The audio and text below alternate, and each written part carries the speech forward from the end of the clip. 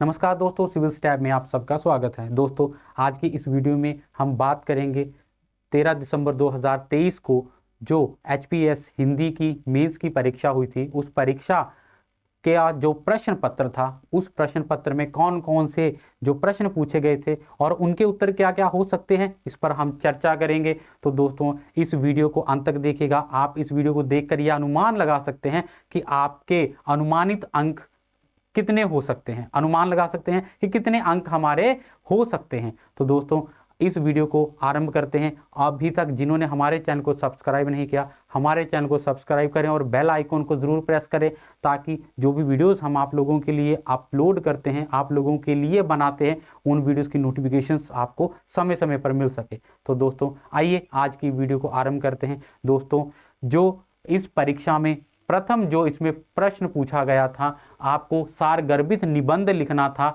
विषय था स्थानीय संस्कृति पर उपभोक्तावाद का प्रभाव। ठीक है, जो स्थानीय संस्कृति है, उस पर उपभोक्तावाद का क्या प्रभाव पड़ रहा है। जो हम नई नई चीजें खरीद रहे हैं, ठीक है, नए नए उपकरणों को खरीद रहे हैं, तो उसका जो स्थानीय संस्कृति पर क्या प्रभाव पड़ रहा है, अच्छा प्रभाव, बुरा प्रभाव, वो सारे के सारे प्रभाव आपको यहाँ पर बताने थे। ठीक है जी। उसके बाद महिला आरक्षण के दूरगामी प्रभाव। जो महिला आरक्षण के दूरगामी प्रभाव की बात करें कि जो महिलाओं को आरक्षण दिया गया है, उस आरक्षण के दूरगामी भविष्य में क्या प्रभाव होंगे, इस पर आपको अपने विचार देने थे। ठीक है जी। उसके बाद भारतीय युवा आभासी दुनिया और वास्तविकता का द्वंद्व। जो भारतीय युवा है, कैसे आभासी दुनिया का यहाँ पे जो प्रयोग किया गया है, आभासी दुनिया कौन सी होती है, जो कल्पना के माध्यम से, जो कल्पना शक्ति के द्वारा जो दुनिया निर्मित की जाती है, आभासी दुनिया उसको बोला जाएगा कि जो दुनिया आभास, जिसको आभास बोलते हैं, कि कल्पना के द्वारा एक तरह से जो दुनिया निर्मित की है अपने विचारों के माध्यम से, कि भविष्य में इस प्रकार से होगा, हम ये कार्य कर रहे हैं, इसका ये जो आगे हमें परिणाम मिलेगा, जो आभास किया जाता है। ठीक है, तो आभासी दुनिया और वास्तविकता का द्वंद्व। ठीक है, वास्तविकता क्या होती है, जो जब हम, जो युवा है, आज के युवा है, जो भारतीय युवा जो जो परिस्थितियों को कल्पित करता है कि इस ऐसे करने से ऐसा होगा, परंतु जब वो वास्तविकता नहीं निकलती, या फिर उसकी कल्पना शक्ति से जो निर्मित दुनिया है उसका वास्तविकता के साथ मिलन होता है, तब क्या प्रभाव होते हैं। ठीक है, उसी द्वंद्व को यहाँ पर लिखना था, वास्तविक और कल्पना, आभासी दुनिया का आपसी द्वंद्व यहाँ पर जो लिखना था। क्या होता है आभासी दुनिया और असलियत क्या निकलती है, वो सारे के सारे विचार यहाँ पर रखने थे। ठीक है, उसके बाद आपको पूछा गया था निम्नलिखित गद्यांश का हिंदी अनुवाद कीजिए। ठीक है जी, आपको ये गद्यांश दिया गया था जिसका आपको हिंदी में अनुवाद करना था। इब्राहिम लिंकन, ठीक है जी, इब्राहिम लिंकन पर आधारित ये जो यहाँ पर आपको गद्यांश दिया गया था, उसका आपको हिंदी में जो आपको यहां पर करना था। ठीक है, उसको, जिसको हम बोलते हैं, ट्रांसलेट करना था। जैसे कि इब्राहिम लिंकन सबसे महान अमेरिकी नेता, जिन्होंने दास्ता के खिलाफ, दास्ता मतलब जिसको हम बोलते हैं कि दास से बना है दास्ता। ठीक है, दास्ता के खिलाफ लड़ाई लड़ी, जिसका जीवन कुछ मामलों में महात्मा के समानांतर था, महात्मा गांधी के। ठीक है, महात्मा गांधी के समानांतर था।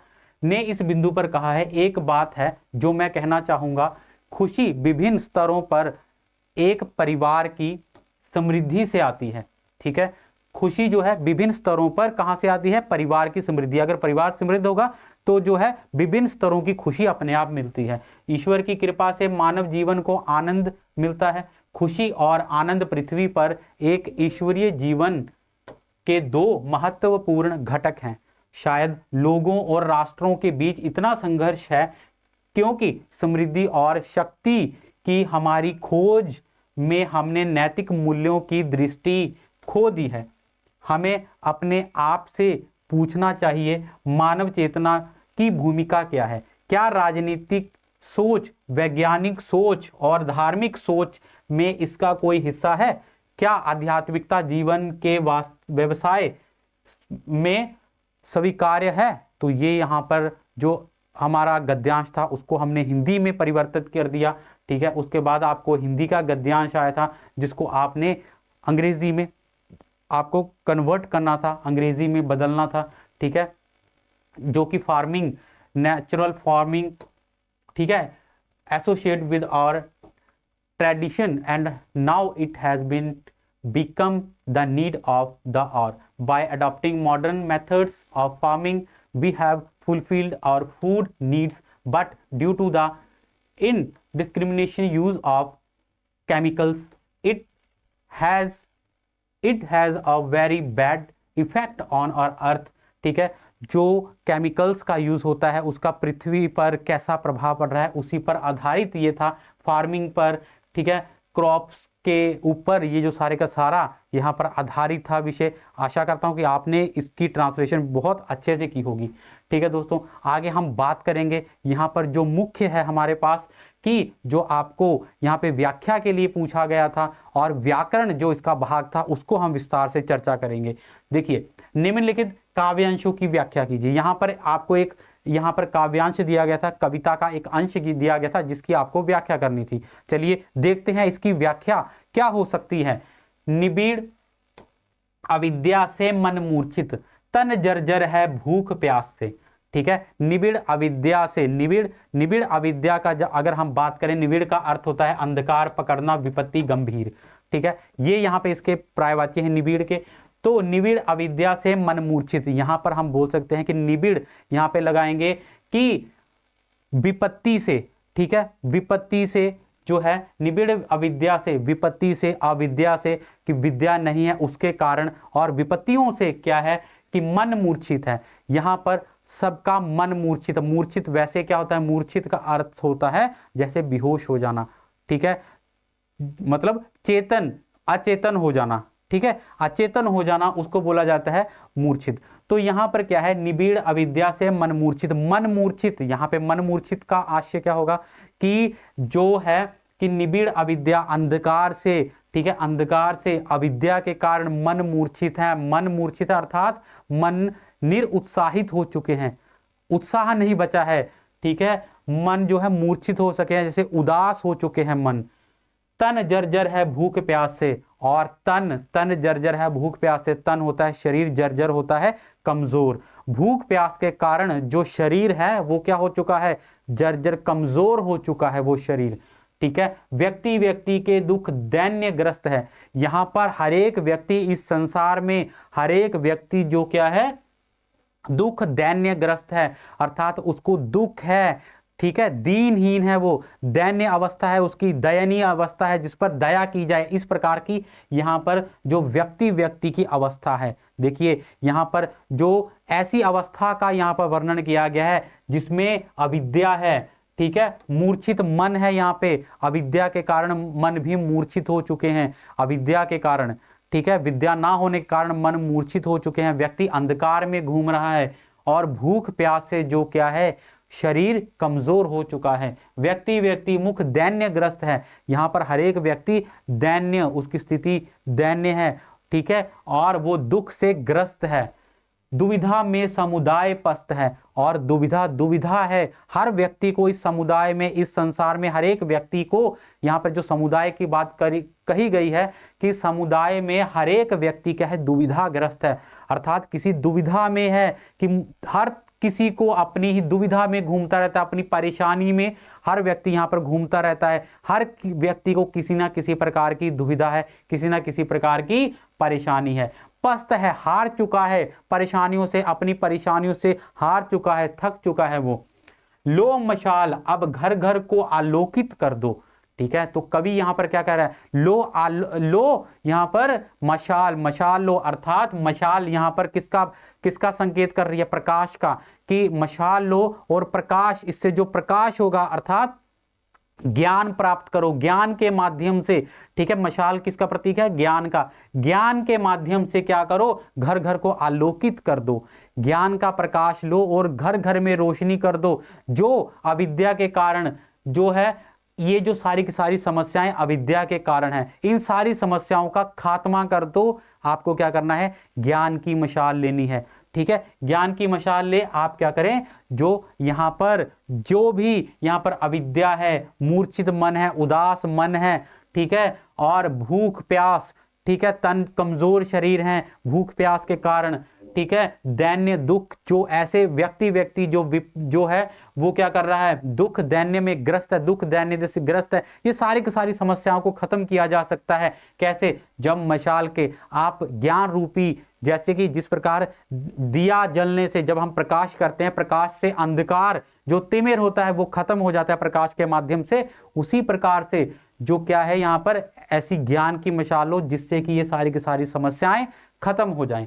ठीक है, खुश होंगे हम, ठीक है, खुश होंगे हम इन निर्बल बाहों का यदि उपहास तुम्हारा, ठीक है, कि इन निर्बल बाहों का उपहास, अगर ये निर्बल बाहें आपको किसी प्रकार से आपकी सहायता कर सके, ये निर्बल बाहें अगर आपको इस ज्ञान के माध्यम से, अगर निर्बल बाहों के माध्यम से अगर आपको ये चीज समझ आ जाती है, निर्बल बाहों का यदि उपहास तुम्हारा क्षणिक मनोरंजन करता है, अगर क्षणिक मनोरंजन, अगर थोड़ी सी भी खुशी मिलती है आपको निर्बल बाहों के उपहास से, अगर आप कमजोर, जैसे कि कमजोर व्यक्ति है उस पर उपहास करने से, ठीक है, कि उपहास करने से अगर आपको, मतलब मजाक करने, उपहास का अर्थ होता है मजाक, ठीक है, कि उपहास करने से अगर क्षणिक भर भी तुम्हें मनोरंजन मिलता है, अगर जो है मनोरंजन मिलता है, अगर मेरा मजाक उड़ाने से, अगर निर्बलता के, जो मेरी निर्बलता इसको देखकर अगर आपको उपहास उड़ाने,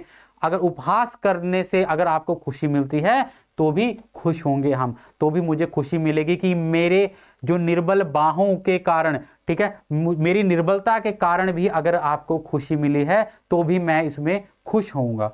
ठीक है जी, तो ये इसकी व्याख्या थी। उसके बाद हम बात करेंगे, गद्यांश हमारे पास दिया गया था, उस गद्यांश की व्याख्या हम करेंगे कि अर्थ सदा से शक्ति का अंध अनुगामी रहा है। अर्थ यहां पर हम बात करेंगे, अर्थ जिसको धन, ठीक है, धन यहां पर हम बात करेंगे, जैसे सौभाग्य, धन की शक्ति हो गई, ठीक है, जो संपत्ति, ठीक है, संपत्ति जो है, अर्थ सदा से शक्ति का, कि अर्थ जो है किसका, जो यहां पर है हमारे पास शक्ति का अंध अनुगामी रहा है। शक्ति का मतलब आर्थिक परिस्थिति उसी की मजबूत हुई है जिसके पास शक्ति रही है।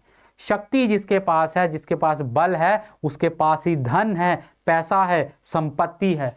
ठीक है, जो अधिक सबल था उसने सुख के साधनों का प्रथम अधिकार अपने आप को माना और अपनी इच्छा और सुविधा के अनुसार ही धन का विभाजन किया। ठीक है, कि जिसके पास शक्ति थी, जिसके पास बल था, उसने ही धन को क्या किया, धन को उसने अपनी सुविधा के अनुसार बांटा।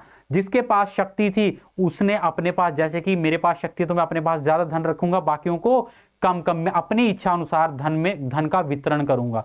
ठीक है, एक समान वितरण नहीं करूंगा। वही बताया गया यहां पर कि धन का जो विभाजन है हमेशा अपनी इच्छा अनुसार करता आया है जो बलशाली व्यक्ति है।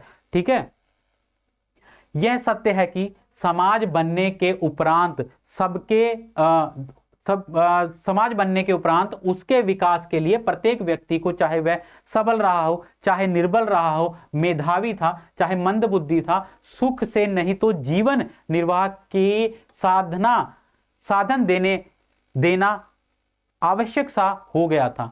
ठीक है जी, चाहे वो किसी भी परिस्थिति का व्यक्ति हो, चाहे मेधावी हो, मंदबुद्धि हो, किसी भी प्रकार का व्यक्ति हो, ठीक है, सबल हो, निर्बल हो, किसी भी प्रकार का व्यक्ति हो, परंतु धन जो है, सबको अपने जीवन यापन के लिए धन की आवश्यकता थी, किसी भी प्रकार का व्यक्ति हो, परंतु यह आवश्यकता भी शक्ति की पक्षपातनी ही रही। फिर भी आवश्यकता वहां पर महत्वपूर्ण थी, आवश्यकता धन की सबको है, परंतु धन किसके पास आता है, जिसके पास शक्ति है। जो शक्तिशाली व्यक्ति होगा वही देखेंगे आप समृद्ध होगा, वही धनपति होगा, उसी के पास धन होगा। ठीक है, उसके बाद है सबल ने दुर्बलों को उसी मात्रा में निर्वाह की सुविधाएं देना स्वीकार किया जिस मात्रा में वे उसके लिए उपयोगी सिद्ध हो सके। ठीक है, कि सबल ने दुर्बलों को, जो सबल जिनमें बल था, उन्होंने दुर्बलों को उसी मात्रा में धन निर्वाह के लिए, सिर्फ उसी प्रकार से निर्वाह मतलब जीवन यापन के लिए उतना ही धन देना स्वीकार किया जितना उसके लिए उपयोगी हो, सिर्फ उपयोग के लिए। ठीक है, उपयोग के लिए जितना धन होगा उससे व्यक्ति समृद्ध नहीं होगा, उसके पास संपत्ति नहीं होगी, सिर्फ उतना ही धन दिया गया जितना उसको आवश्यक था। ठीक है, इस प्रकार समाज की व्यवस्था में भी वह साम्य ना आ सका जो सबके व्यक्तित्व को किसी एक तुलना पर तोलता। ठीक है, तो समाज में ऐसा कोई साम्य नहीं आया, समाज में इस प्रकार से समानता, मतलब कि सबको एक प्रकार से जो अवसर देना, ये समाज की भी परिस्थिति है कि समाज में भी एक प्रकार से अवसर नहीं दिया जाता है। किसी भी परिस्थिति में हम बात करें एक समान से जो है किसी भी प्रकार से, अगर वो चाहे बात करें कि व्यवसाय से संबंधित, ठीक है, व्यवसाय में भी, नौकरियां में भी आप देखते होंगे, किसी भी कार्य में देखें, किसी भी क्षेत्र में चले जाएं, उसमें भी जो है धनी व्यक्ति होगा, जो शक्तिशाली व्यक्ति होगा, उसी के पास धन होगा। ठीक है, इसी में यही जो इसमें व्याख्या की गई थी। उसके बाद है निम्नलिखित शब्दों को ध्यान से पढ़िए। ये हमारे पास शब्द दिए गए थे, सामर्थ्य, दरखत, ठीक है, अभ्यागत, काया, शक्ति, चोकरा, दुरुस्त, कांतार, तन्मयता, विटप, भाग, अंखुआ, समग्र, आलंब, तर्क, पाहुन, घटक, तन्मय, क्षिप्र, अकिंचन, स्वायत्त और अंतर्ध्यान। ठीक है, ये हमारे पास शब्द थे। तो इन शब्दों को पढ़कर उपरोक्त दिए गए शब्दों में से उपयुक्त शब्दों का चुनाव करके निम्नलिखित आपको दो दो पर्यायवाची यहां पर बताने थे। ये आपके पास शब्द थे, जैसे मेहमान, मेहमान शब्द का पर्यायवाची आपको इनमें से ढूंढना था। ठीक है, तो मेहमान का पर्यायवाची क्या होता है? अभ्यागत और पाहुन। इसमें से अभ्यागत, ये देखिए अभ्यागत है और यहां पर हमारे पास है पाहुन। ठीक है जी, तो ये इसके पर्यायवाची थे। उसके बाद हमारे पास था वृक्ष, वृक्ष का दरखत, ठीक है, दरखत और विटप, जो यहां पर था, दरखत आपको यहां पर मिल जाएगा और विटप भी आपको यहां पर मिल जाएगा। ठीक है जी, उसके बाद सावधान, सावधान का आपको यहां पर ढूंढना था पर्यायवाची, जो था तर्क और दुरुस्त। ठीक है, दुरुस्त हो सकता है, तर्क हो सकता है, जो यहां पर सावधान का, ठीक है, पर्यायवाची है। अंग, अंग का हो गया भाग और काया। ठीक है, अंग का यहां पर भाग और काया। उसके बाद हमारे पास है क्षमता, क्षमता का था सामर्थ्य और शक्ति। ठीक है, सामर्थ्य और शक्ति क्षमता का यहां पर पर्यायवाची था। तो दोस्तों यहां पर ये जो पर्यायवाची थे हमारे पास। उसके बाद आगे हम चलते हैं, संधि विच्छेद आपको दिए गए थे, जो शब्द दिए गए थे उनका आपको संधि विच्छेद करना था। जैसे कि सन्मति, सन्मति का संधि विच्छेद होता है सतमति। ठीक है, इसका संधि विच्छेद होता है सदमति। ठीक है, सतमति, सतमति, सन्मति, सतमति, अच्छी मत जिसको बोलते हैं हम। ठीक है, उसके बाद था भावुक, भावुक का था भौ अक। ठीक है, भौ उक, अक नहीं, भौ उक, तो भावुक बनता है भौ उक से। ठीक है, मतैक्य, मतैक्य की यहां पे हमने संधि विच्छेद करना था मत धन ऐक्य। ठीक है, मत धन ऐक्य जो था यहां पर मतैक्य का संधि विच्छेद। उसके बाद दुस्साहस, दुस्साहस का संधि विच्छेद है यहां पे दुस्साहस। दुस्साहस यहां पर क्या हो जाएगा? विसर्ग आएगा, जिसको विसर्ग बोलते हैं। ठीक है, क्योंकि ये विसर्ग संधि है यहां पर। उसके बाद तलीन, तलीन का यहां पर जो संधि है, संधि विच्छेद है तत्लीन। ठीक है, तत्लीन, तलीन का तत्लीन। उसके बाद मनोयोग था, यहां पर शब्द दिया गया था, मनोयोग का संधि विच्छेद आएगा मनहा योग। ठीक है, मनहा योग यहां पर आएगा संधि विच्छेद मनोयोग का। अनुच्छेद का, अनुच्छेद का यहां पर संधि विच्छेद था दोस्तों, वो था अनुधन छेद, अनुधन छेद इसका संधि विच्छेद था। अन्वेषण, अन्वेषण का सही संधि विच्छेद था अनु और एषण। ठीक है जी, अनु और एषण जो यहां पर संधि विच्छेद था इसका। उसके बाद था निरस, निरस का संधि विच्छेद था निह रस। ठीक है, निह रस जो यहां पर हमारे पास है। यथेष्ट, यथेष्ट का था यथा धन, यथा धन ईस्ट। ठीक है, यथा धन ईस्ट, धन मतलब कि ये जो, ठीक है, इसको धन बोलते हैं, धन यहां पर यथा धन ईस्ट, ये जो हमारे पास संधि विच्छेद थे। उसके बाद आगे हमारे पास जो प्रश्न था, निम्नलिखित के लिए एक एक शब्द लिखिए। ठीक है, एक एक शब्द हमें लिखने थे। बहुत बढ़ा चढ़ाकर कहना अतिशोक्ति। ठीक है, अतिशोक्ति जब किसी बात को बहुत बढ़ा चढ़ा कर कहा जाए जो कि संभव ही ना हो, मतलब सुनने में ही ऐसा लगे कि ये जो अतिशोक्ति है, ये बात को बहुत बढ़ा चढ़ाकर किया गया है, उसने अपने एक प्रहार से पहाड़ तोड़ दिया, एक प्रहार से, अतिशोक्ति है। ठीक है, हनुमान जी की पूंछ में लग ना पाई आग, ठीक है, सारी लंका जल गई भय गए निशाचर भाग, अतिशोक्ति। कि हनुमान की पूंछ में लग ना पाई आग, लंका सारी जल गई गए निशाचर भाग। तो यहां पर अतिशोक्ति अलंकार, यही जो है इसको बोलते हैं अतिशोक्ति, जहां पर बात को बढ़ा चढ़ाकर कहा जाए। तो बहुत बढ़ा चढ़ाकर कहना अतिशोक्ति। ठीक है, उसके बाद जो अपनी जगह से अलग कर दिया गया हो उसको बोलते हैं विस्थापित। ठीक है, विस्थापित, जहां पर वो स्थापित था उसको अलग कर दिया गया है, विस्थापित उसको बोलेंगे जो अपनी जगह से अलग कर दिया गया हो। किसी बात को जानने की इच्छा या जिज्ञासा, उसको बोलते हैं जिज्ञासु। ठीक है, किसी बात को जानने की इच्छा, जिज्ञासु किसको होती है जानने की इच्छा? जिज्ञासु को। ठीक है, जिसको जानने की इच्छा होती है उसको क्या बोलते हैं? जिज्ञासु।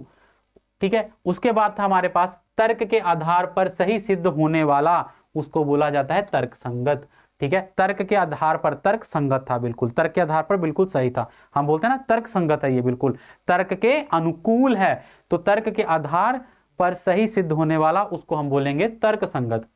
कम खर्चे में काम चला लेने वाला उसको हम बोलेंगे मितव्ययी। कम खर्चे में काम चलाने वाला, ठीक है, जिसका खर्च जो है कम हो उसको बोलते हैं मितव्ययी। ठीक है, कम व्यय करने वाला। ठीक है जी, उसके बाद हमारे पास जो आगे प्रश्न था, निम्नलिखित शब्दों से भाववाचक संज्ञा बनाएं। भाववाचक संज्ञा हमारे पास शब्द दिए गए थे, उनकी भाववाचक संज्ञा हमने बनानी थी। जैसे राजा, राजा का भाववाचक राज्य।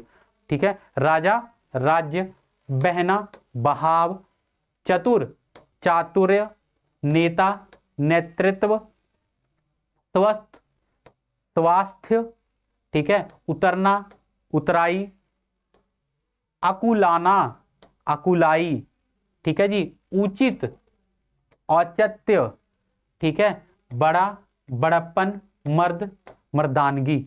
ठीक है जी, ये सारे के सारे हमारे पास जो भाववाचक संज्ञा थे, जो हमारे भाव बनाने थे, कि भाववाचक शब्द दिए गए थे उसके हमने भाव बनाने थे, तो ये उनके उत्तर थे। ठीक है जी, उसके बाद हम चलते हैं, निम्नलिखित मुहावरों के उपयुक्त वाक्य प्रयोग कीजिए। जो ये वाक्य थे हमारे पास, जो यहाँ पर मुहावरों के हमने क्या करने थे, वाक्य में प्रयोग करना था। इन मुहावरों के हमें अर्थ पता होते तो हम वाक्य में प्रयोग कर देते। ठीक है, नाक भौं सिकोड़ना, नाक भौं सिकोड़ना का अर्थ होता है घृणा या असंतोष प्रकट करना, घृणा करना। ठीक है, कि कोई भी इसका हमें इन शब्द को यहां पर नाक भौं सिकोड़ना को प्रयोग कर हमें वाक्य बनाना था। ठीक है, जैसे कि हम बोल सकते हैं कि जख्मी कुत्ते को देखकर सभी वहां से नाक भौं सिकोड़ कर जा रहे थे। ठीक है, जख्मी कुत्ते को देखकर सभी वहां से नाक भौं सिकोड़ कर जा रहे थे, ऐसे वाक्य बना सकते थे आप। आवाज बुलंद करना, विरोध करना, जब किसी का विरोध किया जाए आवाज बुलंद करना उसको बोलते हैं। ठीक है, विरोध करना भी होता है आवाज बुलंद करना, जब हम जोर से बोलते हैं, जैसे बोलते हैं उसकी आवाज बहुत बुलंद है, मतलब जोर से, बहुत मतलब बात है उसकी आवाज में, बहुत जोर से गाता है, माफ कीजिए गाता है, जैसे कि बहुत जोर से बोलता है, हाँ गाता भी है, कर सकते हैं। ठीक है, वो बहुत बुलंद आवाज में उसने भाषण दिया। ठीक है, बुलंद आवाज में उसने भाषण दिया, उसकी आवाज में बुलंदता थी। ठीक है, ये भी हम बोल सकते हैं आवाज बुलंद, ये इसको हम बोलते हैं। तो आवाज बुलंद होना, विरोध करना, जब मजदूरों के साथ अन्याय होने लगा तब उन्होंने क्या किया, अपनी आवाज को बुलंद करना ही उचित समझा। ठीक है, जब मजदूरों पर अन्याय होने लगा तब उन्होंने अपनी आवाज बुलंद करना उचित समझा। ठीक है, तो आवाज बुलंद करना, विरोध करना भी हो सकता है। तो जैसे मैंने बताया कि जोर से बोलना। ठीक है, उसके बाद है काम तमाम करना, नष्ट करना, मार डालना, काम तमाम करना, नष्ट कर देना।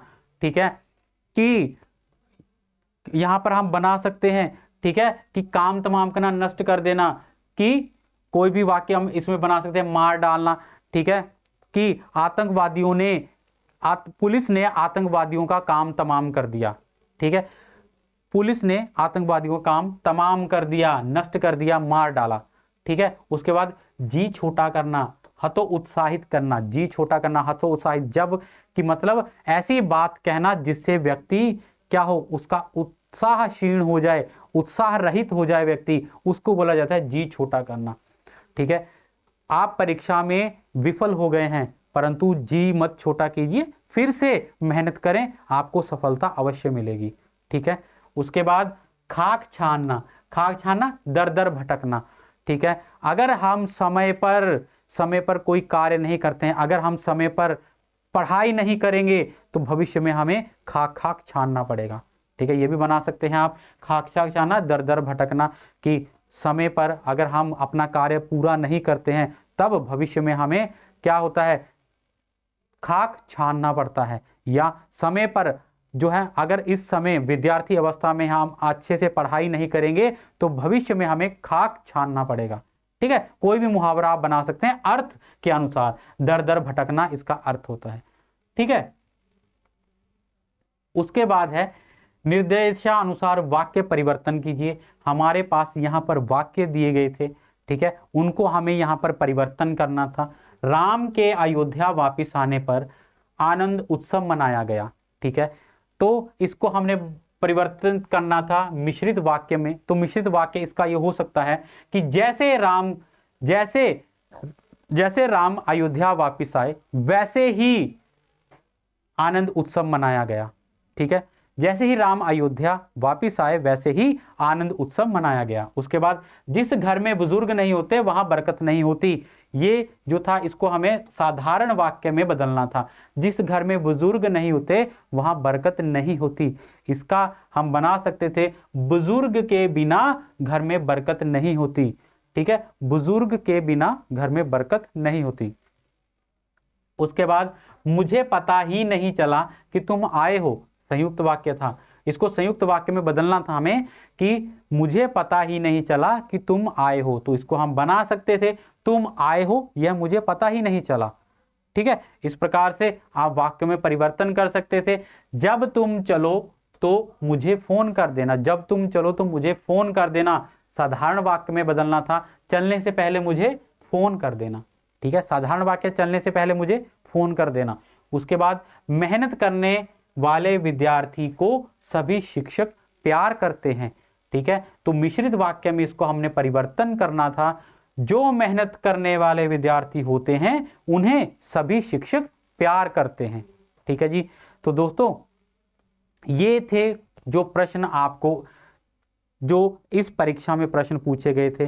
तो आप इस वीडियो को देखकर इन प्रश्नों को जो हमने यहाँ पर चर्चा किया है, इन प्रश्नों को आप यहाँ पर अनुमान लगा सकते हैं। इन प्रश्नों के माध्यम से जो हमने यहाँ पर चर्चा की है, तो आपके कितने अंक आएंगे, ठीक है, अनुमान लगा सकते हैं। अनुमान के लिए वीडियो ये आपके लिए बनाई गई थी, ठीक है। तो दोस्तों आशा करता हूं कि ये वीडियो आपको अच्छी लगी होगी। तो ऐसी ही वीडियोस को देखने के लिए हमारे चैनल को सब्सक्राइब और बेल आइकन को प्रेस जरूर कीजिए। धन्यवाद।